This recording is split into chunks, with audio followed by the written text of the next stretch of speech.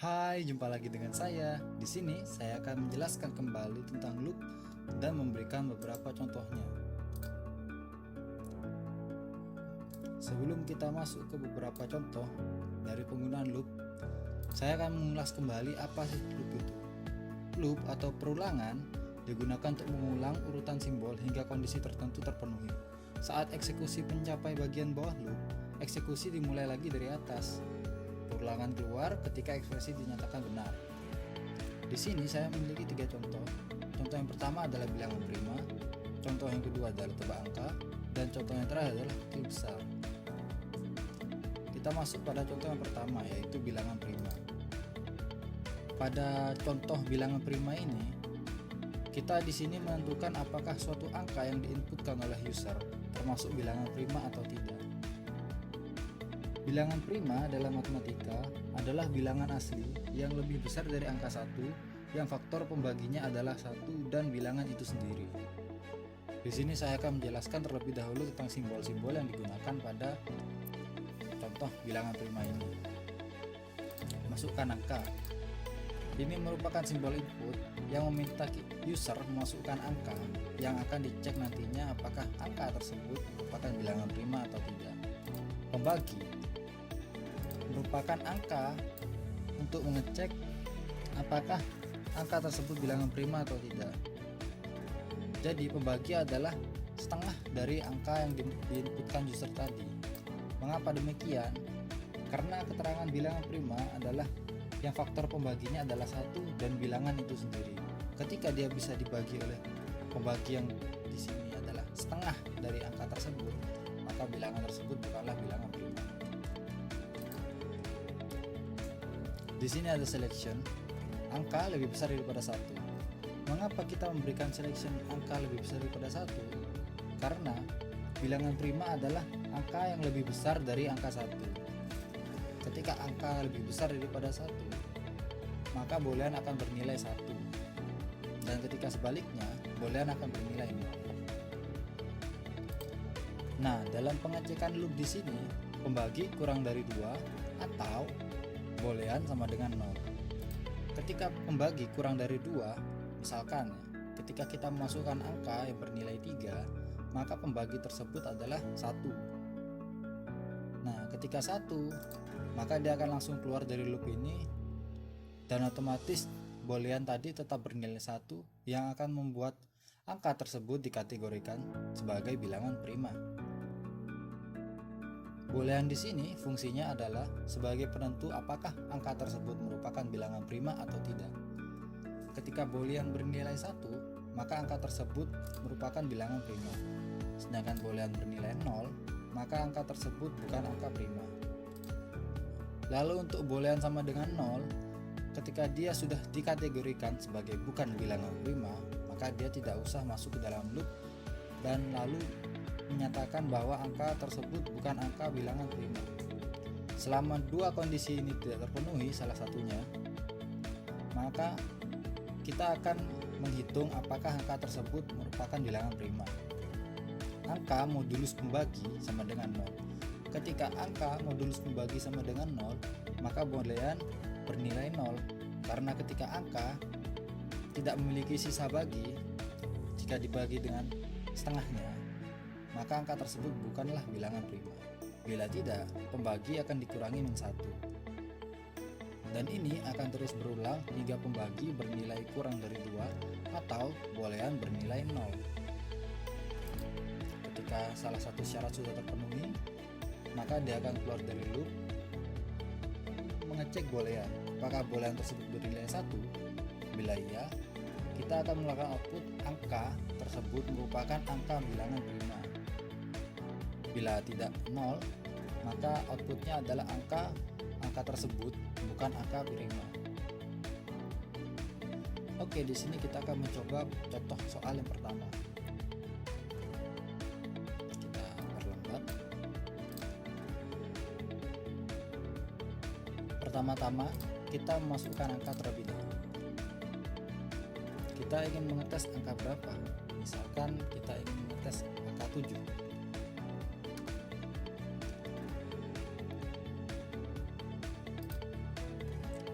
Setelah kita menginputkan angka, kita buat variabel pembagi bernilai pembulatan dari angka tadi, angka 7 dibagi 2.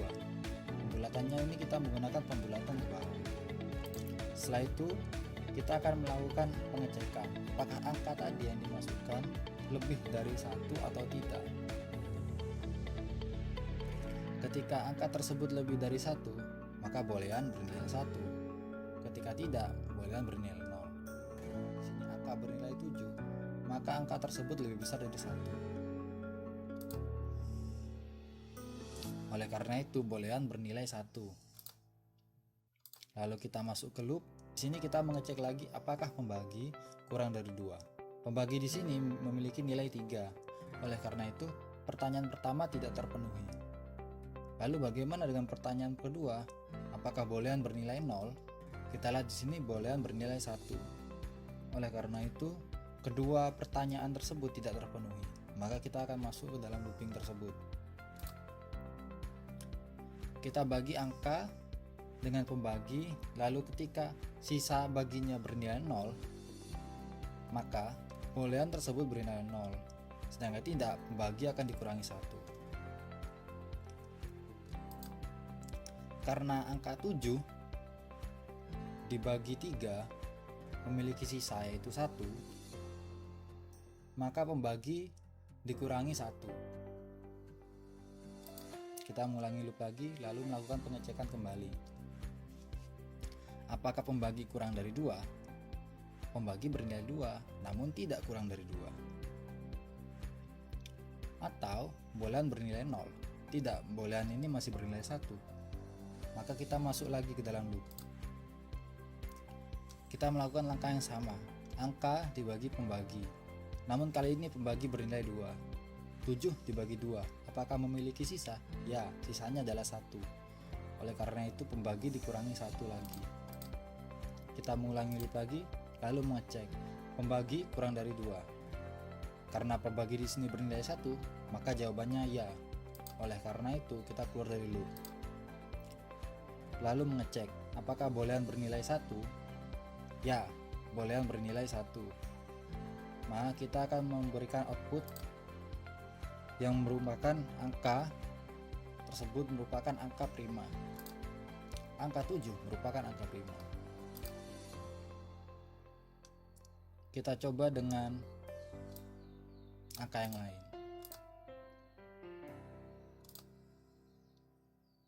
Misalkan kita masukkan angka 1. Angka 1 bukan angka prima. Dikarenakan apa? Angka 1 lebih besar daripada 1. Kondisi ini tidak terpenuhi. Karena 1 tidak lebih besar dari 1. Oleh karena itu, boolean langsung bernilai 0 dan dia bahkan tidak memasuki loop ini dan langsung mengeluarkan output yang berupa bukan angka prima. Lalu bagaimana dengan angka 14?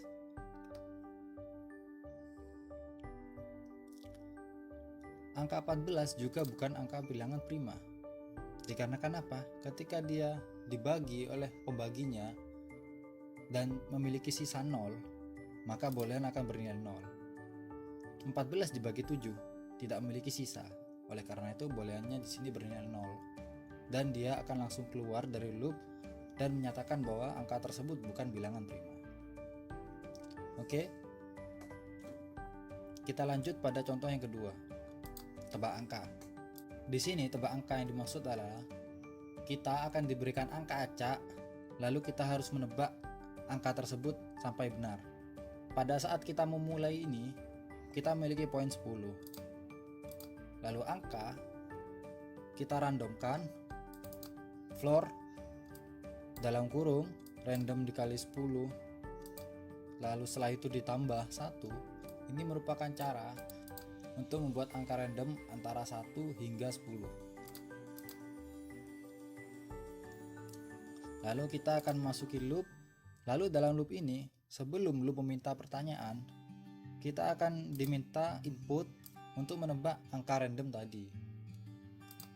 Setelah kita menebak dan apabila jawaban kita benar, maka kita akan langsung keluar dari loop, lalu akan menampilkan poin kita dan jumlah salah kita. apabila jawaban kita salah, akan mengeluarkan sebuah output yang berupa coba lagi, lalu poin kita dikurangi 1. Dan ini akan terus berulang hingga kita memberikan jawaban yang benar. Lalu, bila kita memiliki banyak kesalahan dalam menebak, maka poin kita akan terkikis sedikit demi sedikit. Oke, kita coba. Setelah menentukan poin bernilai 10 dan juga angka floor, karena ini sebenarnya tidak boleh dilihat ya. Jadi angka tersebut dirandom dan ternyata jawabannya adalah 3. Kita akan diberikan sebuah input untuk menebak angka tersebut yang merupakan percobaan ke-1. Misalkan kita membuat jawaban yang salah. Karena angka yang kita tebak adalah 1, namun jawabannya benar adalah 3, maka dia akan masuk ke loop lagi, lalu akan melakukan output coba lagi, lalu mengurangi poin kita. Poin kita yang semula 10 menjadi 9. Setelah itu kita akan diminta input lagi untuk menebak angka kembali. Kali ini kita akan menjawab dengan benar. Tebak angka sama dengan angka 3 sama dengan 3. Ya, pertanyaan tersebut terpenuhi, sehingga kita keluar dari loop lalu menunjukkan poin kita berapa. Poin kita 9 karena kita memiliki satu kesalahan, salah 1 kali. Oke, kita coba bagaimana ya cara agar menutup ini. Seperti ini saja. Nah,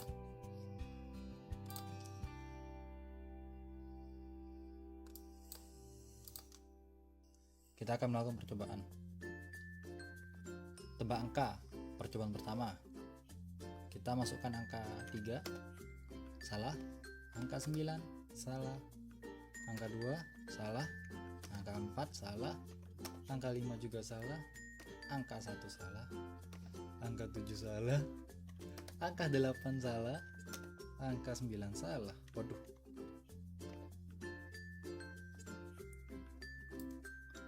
Sepertinya saya kurang beruntung dalam hal menebak angka. Jadi saya memiliki poin 1, yaitu saya salah 9 kali. Oke, seperti itulah garis besarnya untuk tebak angka ini. Lalu kita akan masuk pada contoh yang ketiga. Kecil besar. Yang dimaksud di sini kecil besar adalah kita memasukkan jumlah angka, lalu dari angka-angka tersebut manakah angka yang memiliki nilai paling kecil dan nilai paling besar. Yang pertama kita memasukkan jumlah angka yang akan dibandingkan nilainya nanti. Lalu kita menginisialisasikan nilai n sebagai 1 sebagai variabel tambahan untuk memperjelas interface. Interface yang dimaksud di sini adalah ketika kita dimintai input. Nah, ini masukkan angka jadi kita bisa tahu sebagai user kita sudah masukkan angka berapa kali. Nah, jadi kita selain merancang penggunaan program ini, kita juga harus memikirkan apakah user paham dan bagaimana cara mereka menjalani program kita dengan baik.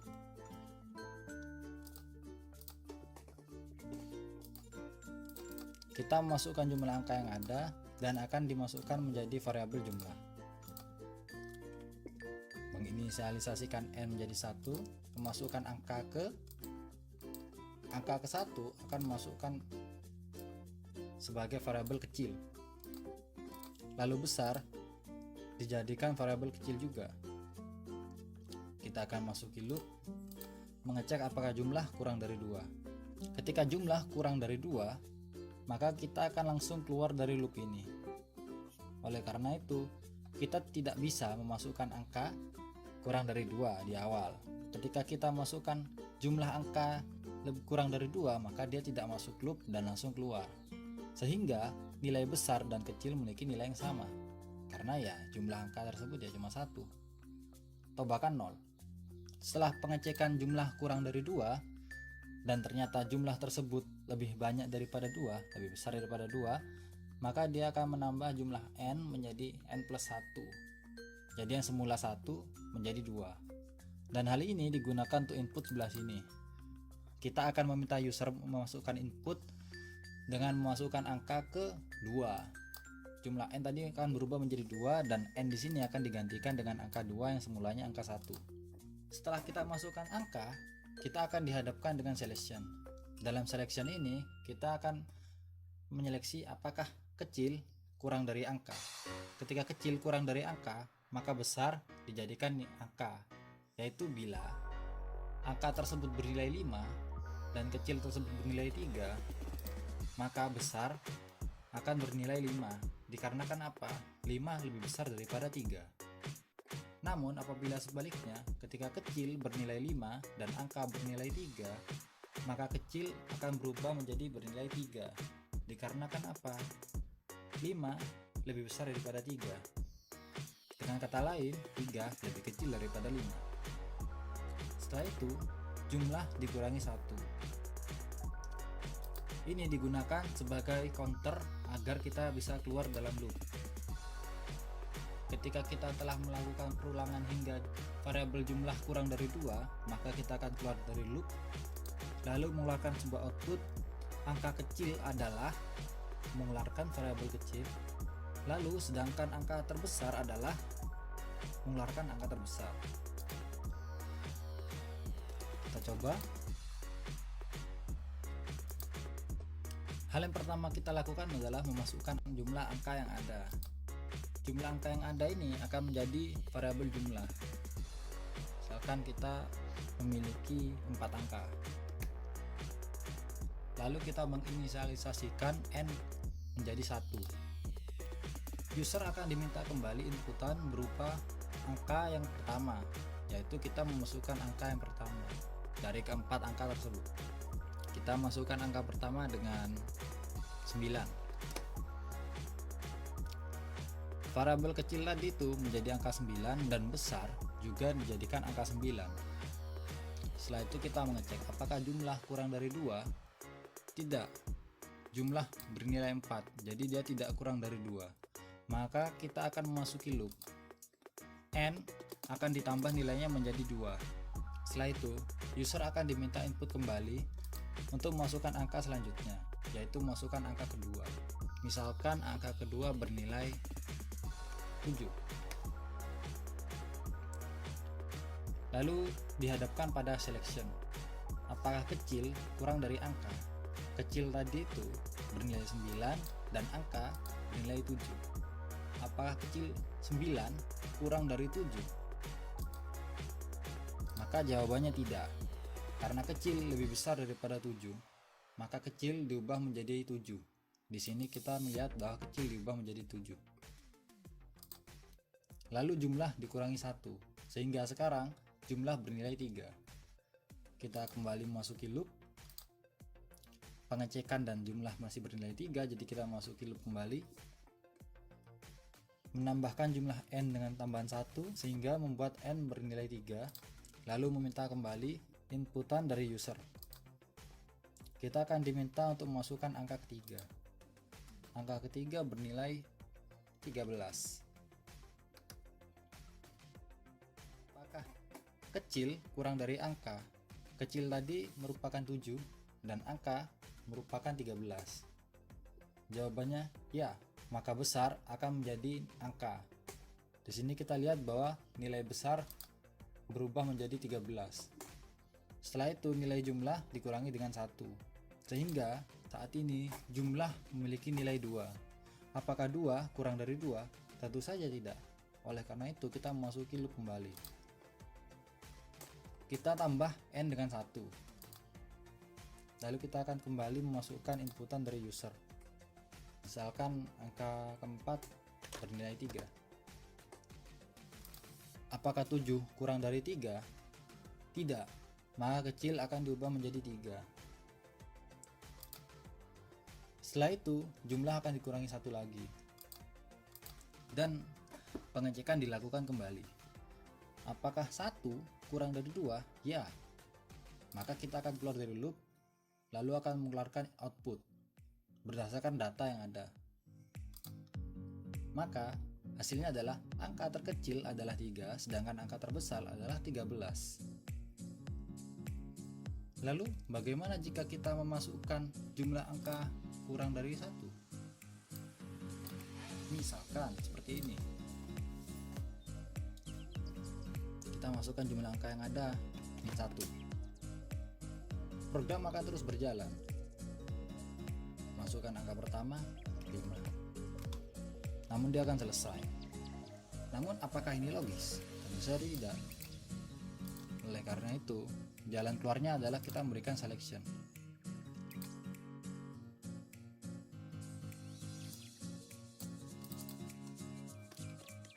Jumlah lebih besar sama dengan 1.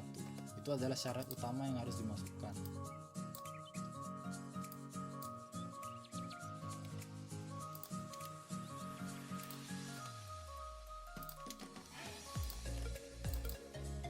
Ketika jumlah kurang dari 1, maka outputnya yang keluar adalah tidak ada angka untuk dibandingkan.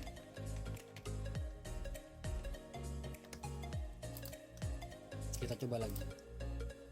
Kita masukkan jumlah angka yang 1. Jawabannya adalah tidak ada angka untuk dibandingkan. Ini akan menjadi lebih logis daripada yang tadi. Lalu kita mengecek kembali, masukkan jumlah angka yang ada 4, angka pertama tadi 9, angka kedua 6, angka ketiga 13, dan angka keempat 3. Maka outputnya akan tetap sama seperti tadi. Angka terkecil adalah 3, sedangkan angka terbesar adalah 13. Oke, sepertinya video kali ini sudah cukup. Semoga ini akan bermanfaat. Sampai jumpa kembali di video selanjutnya.